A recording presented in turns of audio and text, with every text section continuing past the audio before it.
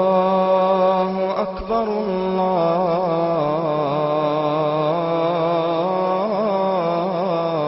الله أكبر الله أكبر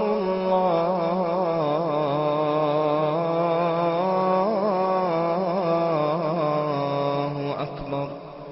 نحمده ونستعينه ونستغفره ونتوب إليه من شرور أنفسنا ومن سيئات أعمالنا. من يهده الله فلا مضل له ومن يضلله فلا هادي له. وأشهد أن لا إله إلا الله وحده لا شريك له وأشهد أن محمدا عبده ورسوله صلى الله عليه وسلم وعلى آله وأصحابه ومن تبعهم بإحسان إلى يوم الدين مع بعد. Ya Akhawat Sunnah, after praising Allah and sending salutations upon His final prophet and messenger, peace and blessings be upon him, and sending His salutations and blessings upon His family, His companions, His wives, and upon the believers of the past, present, and future. Thereafter, we start this class asking Allah subhanahu wa ta'ala to benefit us therefrom and to elevate us levels, and that the angels, that the malaika that attend such gatherings, that their dua is accepted from Allah subhanahu wa ta'ala, that their du'as, we ask Allah subhanahu wa ta'ala our dua for our forgiveness, and for Allah subhanahu wa ta'ala to increase us in goodness and in iman and to preserve us. As we read from Al-Wajiz, the concise presentation of fiqh, we were dealing with the aspect of the ruling concerning the prayer. Actually, the call to prayer, which is known as the adhan. We went over the description of the adhan, of how Abdullah ibn Zayd bin Rabbihi, Abdul Rabbihi, how he said that he had a vision, and in his vision, in his dream, there was a man with a bell, and he asked this man to purchase the bell in order to call the people to prayer. And the man that was dressed in his two garments in his dream, he said, "Shall I inform you of something better?" And he called out the words that we hear now today in our adhan and our aqama. Allahu Akbar, Allahu Akbar, Ashhadu an la ilaha illallah, Ashhadu anna Muhammadan Rasulullah, Hayya ala salat, Hayya ala al-falah, Qad qamatis salat, Qad qamatis salat, Allahu Akbar, La ilaha illallah. And this was the history of the story of the adhan. And he came and he told the Prophet sallallahu alaihi wasallam about this vision, about this dream, and the Prophet said that this has been a truthful dream. And he commanded the Muslims to perform the call for the prayer like this. No voice. Can you hear me?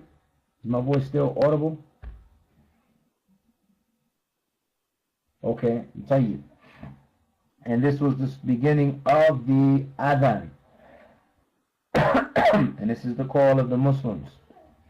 We had also mentioned akhawat from the fadl, from the virtues of the hadith of Jabir radiallahu ta'ala an, that the Prophet said, whomsoever says upon hearing the call, after hearing the adhan, and we make this dua, Allahumma rabbi hadihi da'wat al-tam was-salat al-qa'imah ati Muhammad al-wasila wal-fadila wa-ba'athuhu maqaman mahmudan alladhi wa'adtahu.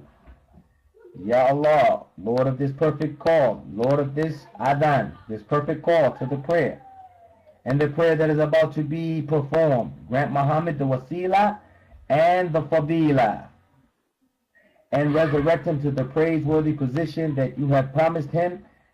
This person who says this after the adhan is called, he will be granted the intercession on the day of resurrection. And we mentioned, ya akhawat, that this is the dua that we should teach our children after teaching ourselves, after testing our husbands, after testing our families, our mothers and our fathers, that they should know this Dua. And this dua can be found in any of the books of dua and supplication. It is what is to be said after the call of the adhan. And it's something that should be memorized and it should be said after each and every call of the adhan. We also mentioned that we should have either those clocks that call the adhan 5 times a day, or the computer program on our laptops or on our desktops that is constantly hearing the adhan, whether it be on our cell phones or stopwatches or whatever mechanism, whatever device. The adhan should be heard and should be called in the day, in the house, in the daytime and in the nighttime. And we should tell our children when they hear this adhan that they should stop what they're doing, at least periodically, a couple times a week, or maybe once a day. And as the children become older, they have more responsibility. And we would tell them when they hear the adhan, we would call them to recite the words after the muadhin. So this means the sound should be turned up loud. This is a great practice. We should also teach the children how to perform and how to call this adhan. We should teach them what has been mentioned from the things that is recommended. For the things that is recommended for the one calling this prayer, it is recommended for the caller to pray, for the person who calls the adhan, to fulfill the following. The following six aspects. Number one, he or she should desire, and the woman can call the adhan in the household of and amongst other women, or in the household of the family members that are muharram, the immediate family members. The young girls can also call the adhan in their own homes with their immediate family members.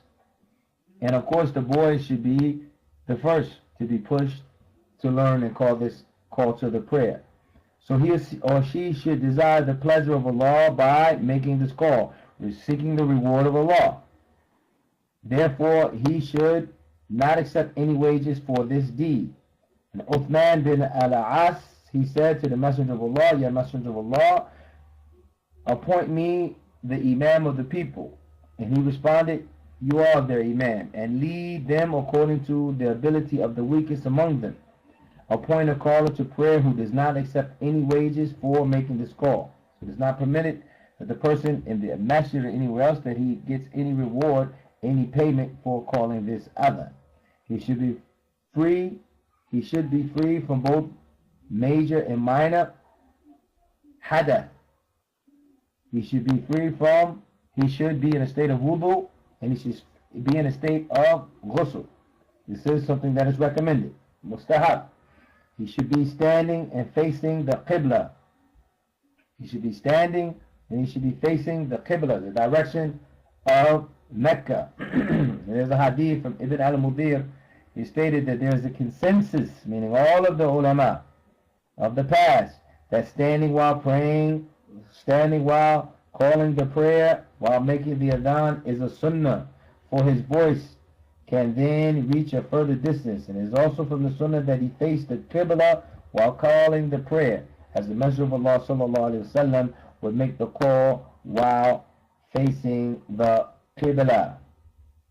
Now, and number 4, he should turn his head and neck to the right while saying Hayya ala salah, and to the left while saying Hayya ala falah.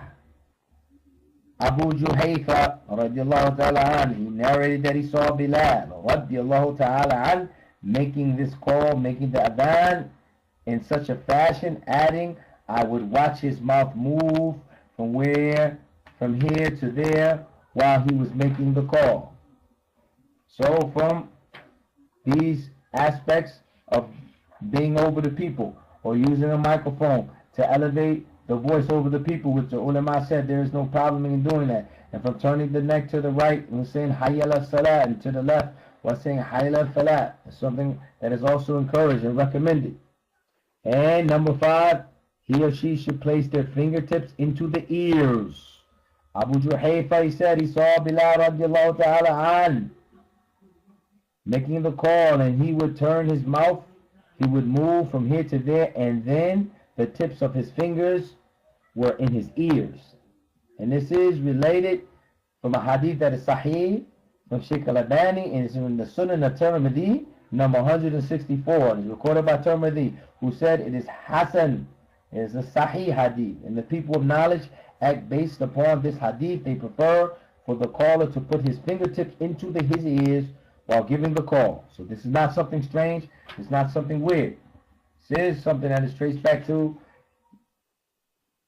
Bilal ibn Rabah, who was the companion who called the adhan in the company of the Messenger of Allah sallallahu alaihi wasallam for many years. Naam. And he should raise his voice while making the call. He should raise his voice while making the call. As the Prophet said, everything within the sound of the caller, including the humans and the jinns and anything else, will be a witness to it on the day of resurrection. So what is the interval between the call of the prayer and the announcement of the commencement of the prayer? As we say, there is two adhans.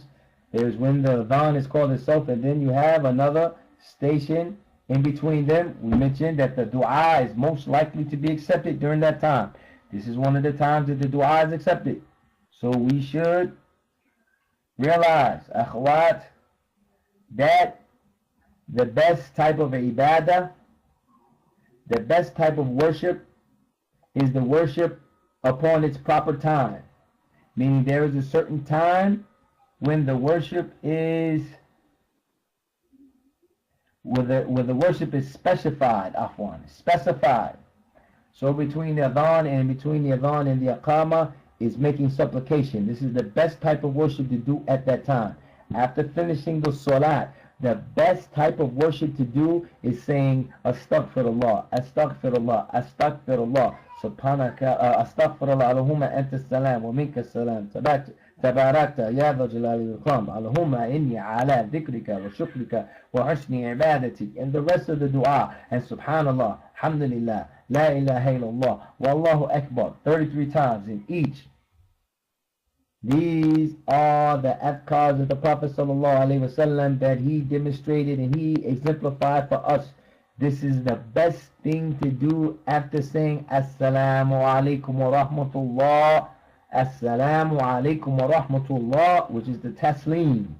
There is no other worship that is better than that at this time. Then saying astaghfirullah, astaghfirullah, Allahumma anta salam wa minka salam, and saying the rest of these adhkar and these dhikrs that the Prophet sallallahu alaihi wasallam that he showed us to do, that he exemplified for us. It would not even be better to get up and to go pray sunnahs at this time. It's best to do this, and then after that to make sunnahs. After that to make your nawafil, to make your extra prayers. This is how we are to teach our children. This is how we're to teach ourselves. And this is something that would allow us to know that, ya akhawat, the best thing for us to do after finishing the salat is making the adhkar after every 5 salats every day. This is the best thing that we can do. As the Prophet ﷺ, when he finished the prayer, he didn't do anything other than this. And from the time between the adhan and the aqama, the best thing for us to do is to sit on the musalla and make dua for Allah subhanahu wa ta'ala to accept this dua. As for the time when the adhan is called, it is prohibited to leave the masjid after hearing the adhan. Abu Shafa, he said that we were sitting in the masjid with Abi Hurairah and the mu'adhin. He made the adhan, the call to the prayer. And a man in the masjid, he stood and started walking. Abu Hurairah radiallahu ta'ala an watched him until he left the masjid. Abu Hurairah, he said, that man has disobeyed Abu al-Qasim. And this is the laqab of the Prophet. This means the Prophet. That man has disobeyed the Prophet sallallahu alaihi wasallam. And this hadith is sahih and is recorded in Sahih Muslim, number 249. It's also recorded by Nasa'i, Abu Dawood, At-Tirmidhi, and Abu Dawood, and the Tirmidhi's narration clarified that it was the prayer of Asr. We know people are very busy at this time of Asr. So it is la yajuz, not permissible, akhawat, after hearing the adhan, for us to leave the masjid unless there is a dire concern and a need. That would not be along the everyday matters. Something special and something different. If someone sleeps through the prayer or forgets a prayer, it is sanctioned for him to make the call to the prayer and the announcement of the Iqamah. Abu Dawood recorded that on the occasion when the Prophet and his companions slept through the time of the morning prayer while they were traveling, the Prophet told Bilal to give the call for the announcement and the conceivement of the prayer, meaning the adhan and the Iqamah. If a number of prayers have been missed, then only one call to prayer is made, but a separate announcement for the commencement, for the actual Iqamah, for the prayers to be given for each prayer.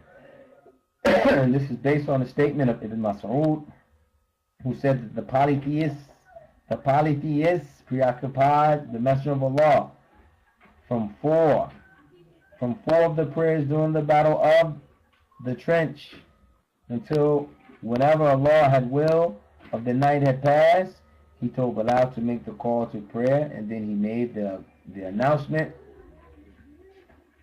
of the commencement of the prayer. We call this the Iqamah, the second adhan. And he prayed the noon prayer. And then he made the announcement again, and he prayed the afternoon prayer.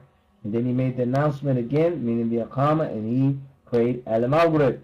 Then he made the announcement again, the Iqamah, on the one adhan, and he prayed the night prayer.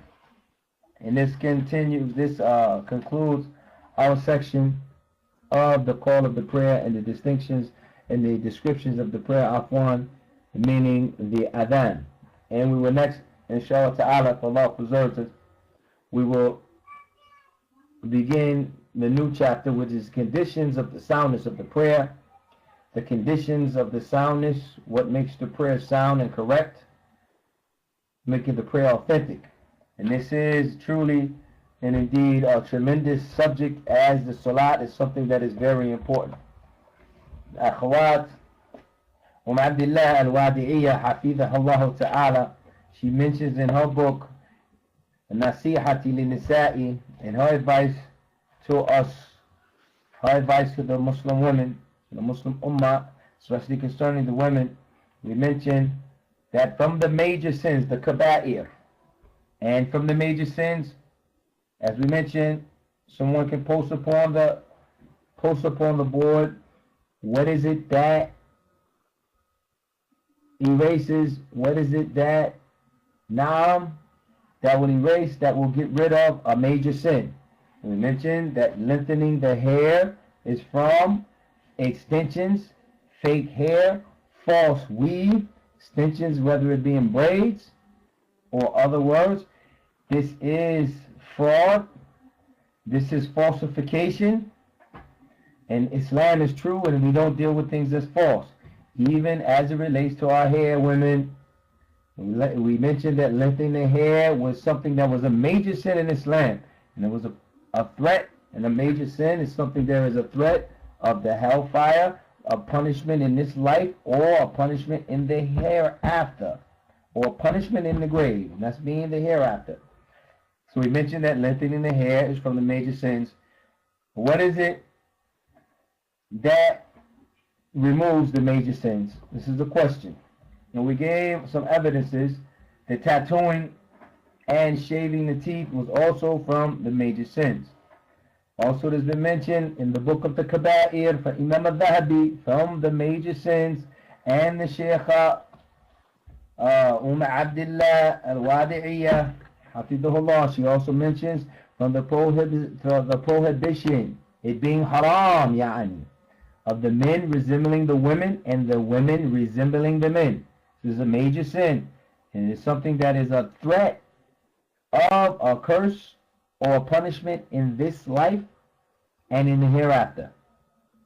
And Muhammad ibn Bashar, he told us from a lengthy chain of narrators, going back to Ibn Abbas, radiyallahu ta'ala anhu wa anhum, that the Messenger of Allah, sallallahu alayhi wasallam, he himself cursed the men who imitated women such that they resemble them.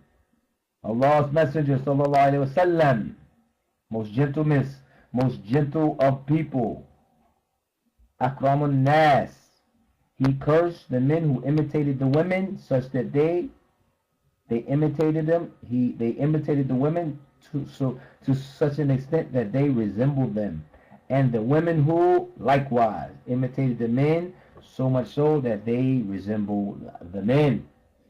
The word curse, it possesses two meanings. So sisters, when we say that Allah curses or the messenger will curse, this word curse, la'an in Arabic, it has two meanings.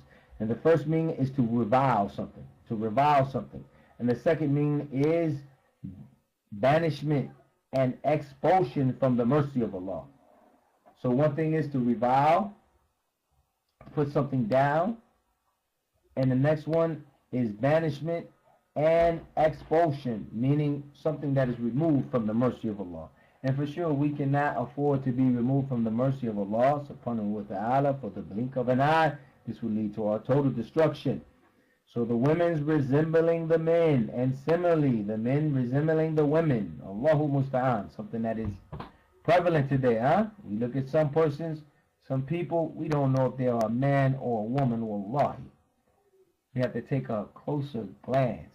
The women, they dress like men, some of them with tattoos, some of them wearing hats, some of them wearing the shoes, pants. They wearing basketball jerseys. Allahu musta'an. Men wearing tight pants. Allahu musta'an. Hair so long, you don't know if it's a man or a woman. So the women resembling the men, and similarly the men resembling the women, is from the major sins, as indicated by the narration, since a major sin is known by many factors. So Allahu Akbar, she gives us another fa'idah, another very big point. 6 points, 6 characteristics we can know a major sin. Either a text that explicitly indicates that something is from the major sins. Allahu Akbar. Allahu Akbar. Number 2, alternatively, a severe warning or threat related to such an action. Number 3, the implication of a curse. The implication of a curse. Number 4, the implication of the anger of Allah. Number 5, of course, the implication of a prescribed punishment in this life or in the hereafter. And number 6, all belief is negated from the one who performs this action. So any action that is done, belief is negated because of it. It is a kaba'ir. It is a major sin. And the only thing that could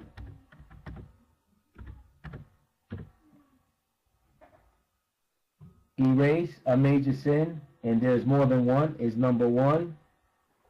We'll put number 1 here. Hold on, not this. I'm writing it in the box.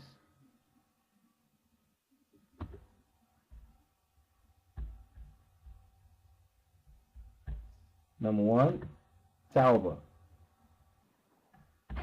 Secondly, after Tawbah is Hajj. But the accepted, But the accepted Hajj. Not just any Hajj, but this has to be the Hajj that is mabrur, that is accepted by Allah subhanahu wa ta'ala. And number 3, anyone remember number 3?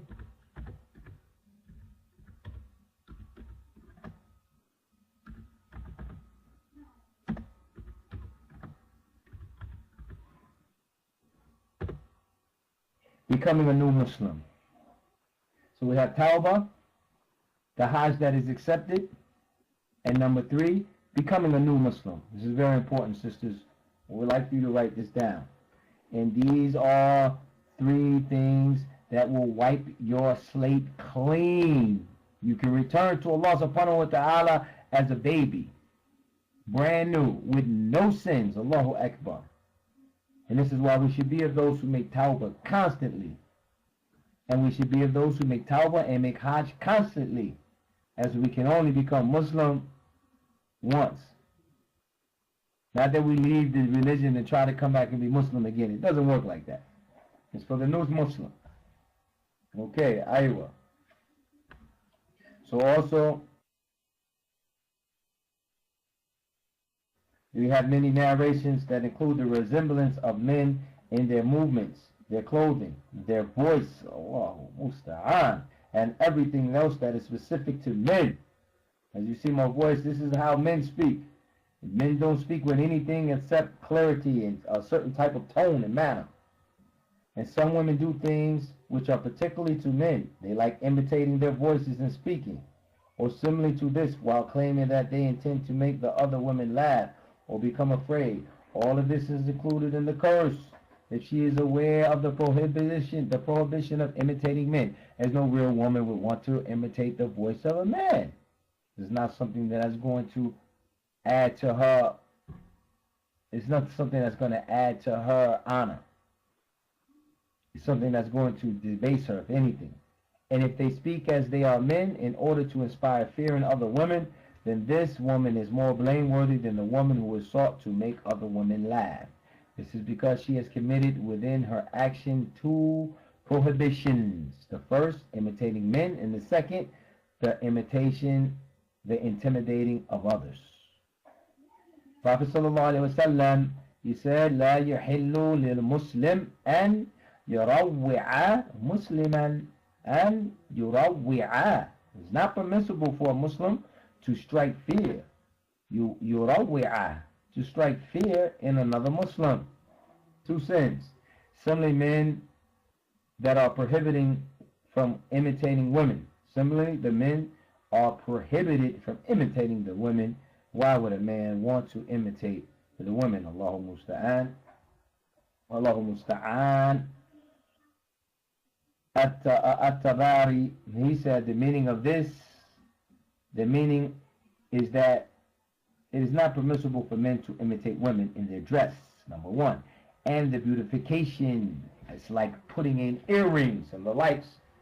Sisters, akhawat, we should not allow our children to have earrings. It says imitating the women, major sin, which is specific to them. Nor should the young boys be wearing chains and necklaces, even if it's silver. Not something that the Prophet ﷺ, not something that we've seen in Sahaba and the Prophet. These were real men. They didn't wear these things around their arm, these bracelets and these necklaces and these earrings. These type of jewelry is for women. It's not for the men. The men doesn't need those things to beautify himself. Barakallahu feek. The man, his beauty is in his beard. So this type of beautification is specific to the women. Jewelry is for women. And the opposite of this is also impermissible. Al-Hafid, he said, similarly concerning their speech and their walking. Of course, concerning their speech and their walking for the men. However, as for the appearance of their clothing, then this differs in accordance with the custom of each land. As an example, in Saudi Arabia and Saudi, wearing black is customary for the women. The men wouldn't wear black. It's customary for the women. So if a man wore a black thobe, it would be kind of Eid, something strange. It would kind of be like he would be imitating a woman, because men wear white and the women, they wear black. This is customary. It is possible that one group of people does not distinguish between the dress of their men and their women in their clothing, but the women are characterized by their veiling and their covering. The women are categorized by their veiling and their covering. As for the censor of imitating their speech and pace, then this is particularly for the one who intends this. However, as for the one whose nature is like this, as you have some people that their nature is like this, as for that, nevertheless, it does not, as for the one whose nature is like this, then he is commanded with the burden of abandoning this. Moreover, belief in this is to be gradual, a gradual change. Nevertheless, if he does not do so and persist in excessiveness, then he is then included in the blame. This is especially the case if there appears from him what indicates that he is pleased with this, and that this understanding is completely clear from the term mutashabbihin, the imitators. Man tashabba biqawmin fahuwa min. Whoever resembles the people, then he is of them. Ya akhwat, let us protect our sons and our daughters from imitating the opposite sexes. This is something that is clearly a transgression, and it's clearly from the signs of the last days. And this is just another reason why we should not allow our children to watch these movies and to watch these television shows and to view all of these apparent evils that are in the media today. In closing, we read from the Islamic Fatwa concerning dealing with you women. We would like to first cover a question that was brought to Sheikh bin Baz, Sheikhana Rahimullah Ta'ala Abdul Aziz ibn Baz, and it's dealing with the ruling concerning a Christian man marrying a Muslim woman, which we'll read over for the benefit as their remembrance. وَذَكِّرْ فَإِنَّ الذِّكْرَى تَنْفَعُ الْمُؤْمِنِينَ. As I know all of us have no doubt dealt with this issue and read this issue many times, we would still like to cover it just for the benefit, inshallah ta'ala. Now, وَذَكِّرْ فَإِنَّ ذِكْرَى تَنْفَعُ الْمُؤْمِنِينَ. And this is the 160th question. What is the Islamic ruling concerning a Christian man marrying a Muslim woman? If they have children, what is the ruling concerning those children in Islamic law? This is the benefit, the fa'idah.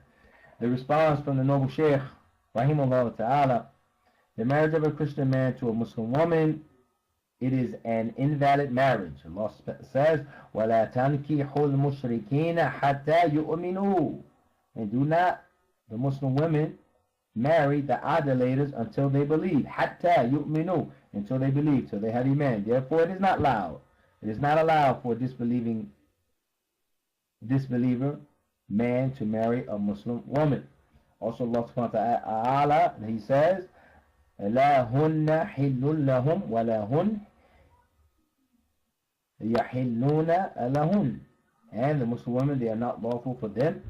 The disbelievers and the disbelievers, they are not lawful for them. Meaning the mu'minat, the believing women. And if he does marry her, the marriage is invalid. And the children are the children of fornication. They were not married. It's not permissible marriage in Islam. Just where the person goes down to the justice of the peace in the church and gets married does not mean that it's accepted in the Shari'ah, in the laws of Allah subhanahu wa ta'ala, in the eyes of Allah, and the laws of Allah, and according to the belief of the Muslims. It's not a marriage. And for anyone to say that there's a marriage and it's accepted, this would be kufr, disbelief. And they are to be given to their mother and ascribed to her alone. They do not belong to the father, unless that was done out of ignorance, except if it was done out of ignorance concerning such a law. For ignorant people, the matter is different. In their case, the marriage is still invalid. However, the children will be ascribed to the father, since the act was done out of ignorance. They just have to get married and correct the matter. In an Islamic marriage, that is, if he was ignorant of the law and she was also, the marriage is still invalid, but the children will be ascribed to the parents due to their ignorance, and there was some doubtful aspect to their intercourse. So of course this non-believing man would have to become Muslim and marry the woman. This is the only way. But they would be his children, as they are not married still. But if he knew the Islamic ruling and she knew the Islamic ruling and they were being lax and disrespectful of the law of Allah, then the children are the children of fornication, and they will be ascribed to the mother, and they will not be ascribed to the father at all. The couple should be reprimanded, and the penal punishment should be enforced upon them for having intercourse with a Muslim woman. Then he did not have the legal right to do so. And that is what must be done if the Islamic State has the ability to do it. And if he becomes Muslim after that and the law guides him, then he can marry her with a new contract. The The condition that has the most right to be filled. There's another question that was asked by Shaykhana bin Baz, rahimahullah ta'ala. If a prospective wife laid down a stipulation that her husband would not prevent her from teaching, and he agreed to that so that they got married, does he then still have to maintain her and her children, although she is an employee? Very good question, sisters. The condition that has the most right to be fulfilled. A prospective wife, she made a contract, this is the stipulation, a contract to her husband before they got married, that he would not prevent her from teaching. He would allow her to work, and he agreed to do this until they got married. So they got married, therefore. Does this then still have to remain her? Does he then still have to maintain her? Okay, she works. He allowed her to. So does he have to maintain her, meaning pay for her, meaning take for her and her children, although she's employed? Is it permissible for him to take some of her salary without her approval? Very good question. If the woman is religious and does not wish to hear singing and music, but the husband and his family constantly listen to music, and they say that the one who does not permit music is being misled by the devil, it is allowed for the wife to stay or remain in her family's house due to such a state. Two questions, akhawat. The sister works. If her husband allowed her to work, does she get to keep her money? Is that money solely rightly hers, and he has no right to it at all? He can't take it at all. Number two, if she doesn't want to move in with him and his family because they listen to music and they're sinners, and she sees them as sinners, so she wants to stay in her own house or with her family. As it mentioned, if the woman is religious and does not wish to hear singing and music, but the husband and his family constantly listen to music, so she doesn't want to live in the house of her husband. Maybe her husband still lives with his family, which is common in some Muslim countries. And say that the one who does not permit music is being misled by the devil. Okay? They're constantly listening to music, and they say that the one who does not permit music is being misled by the devil. So not only do they do the haram, but they have the wrong belief. The belief is that anybody who says music is haram, that they're wrong. Music is not haram. These people say that music is permissible. They have halal type of music and the likes. Is it allowed for the wife to stay or remain in her family's house due to such a state? It's an excellent question, sisters. Excellent question.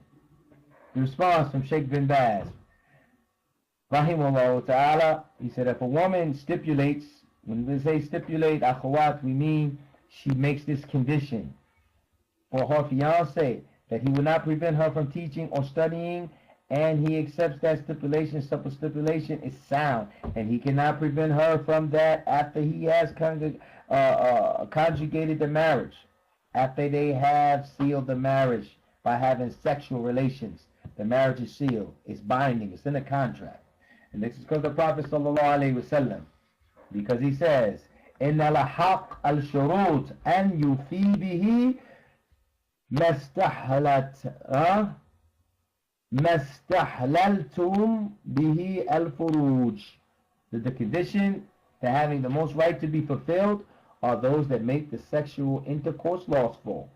So the conditions that have the most right to be fulfilled are those that make sexual intercourse lawful, meaning the marriage contracts have the most right to be fulfilled. So this was recorded by Bukhari Muslim. And if he then prevents her from teaching, she has the option to stay with him or to seek a separation. So this means that she has the grounds for a khula if he tries to tell her that she can't work, because it's already in the contract. And she has this grounds to go to the judge.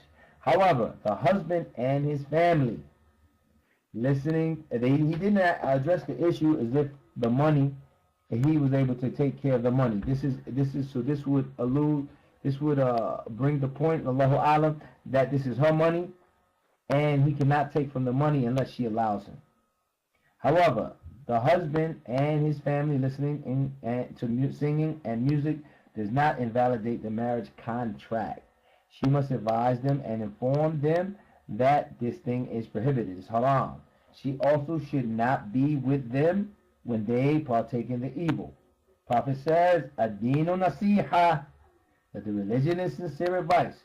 And also, as recorded in Sahih Muslim, the Prophet said, من رأى منكم منكرا فليغيره بيده فإن لم يستطع فبلسانه فإن لم يستطع فبقلبه وذلك أضعف الإيمان. As we know this hadith very well, whomsoever from you sees an evil, he must change it with his hand, and if he cannot do so, then with his tongue, and whoever cannot do that, then with his heart, and that is the weakest of faith.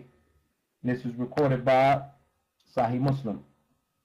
So, this point brings to mind the issue that is derived by the Sheikh, that is when they're enjoying this, she could separate herself.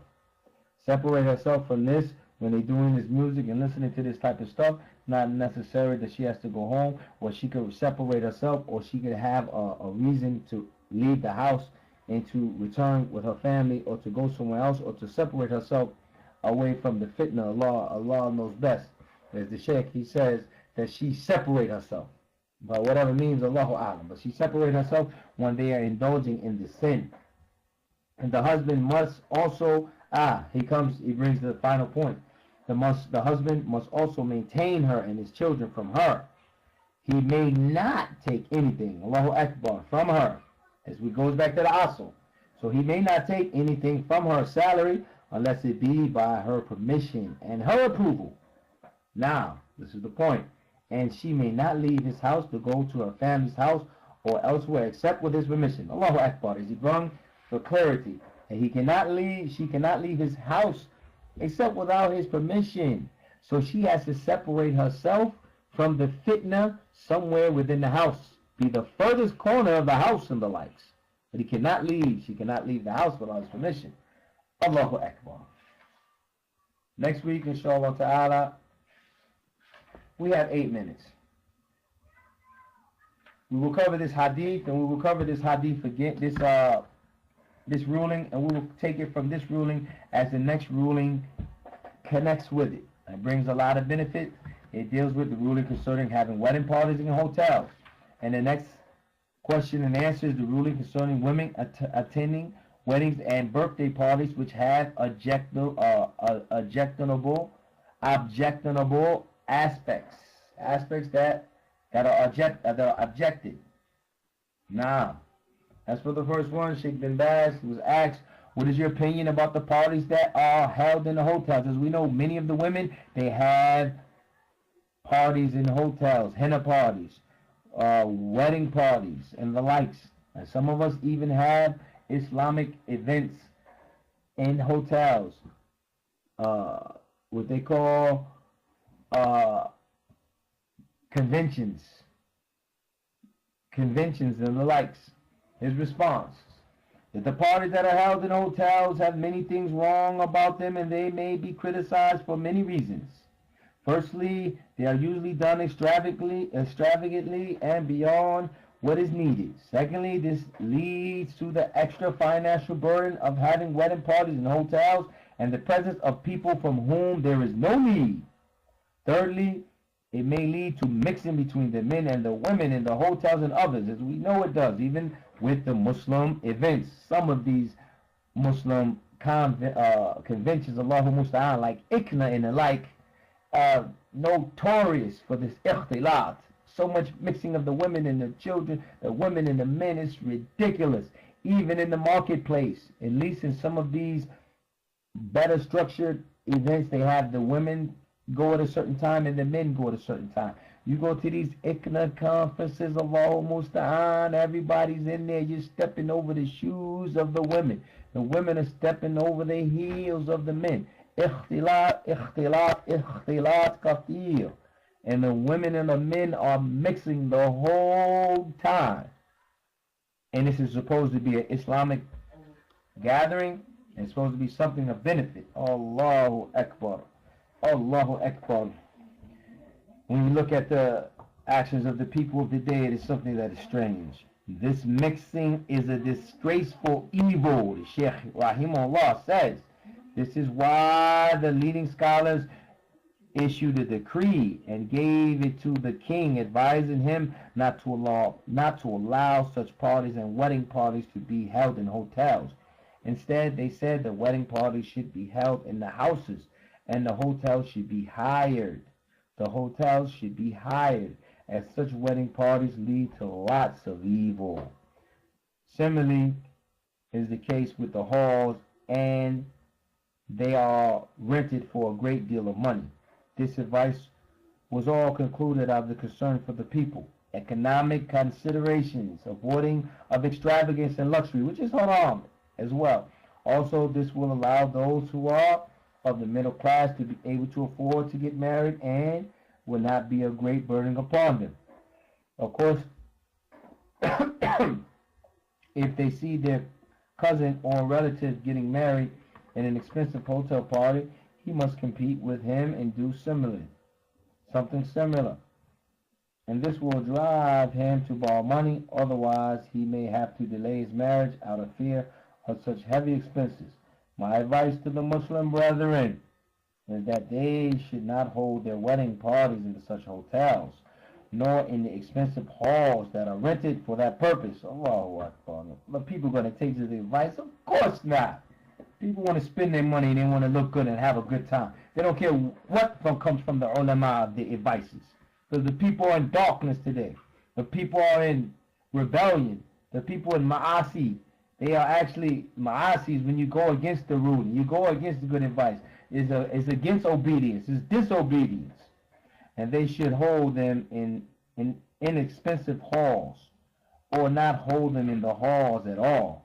To hold them in the houses is preferred anyway, or one could hold them in his relative's house if that is possible.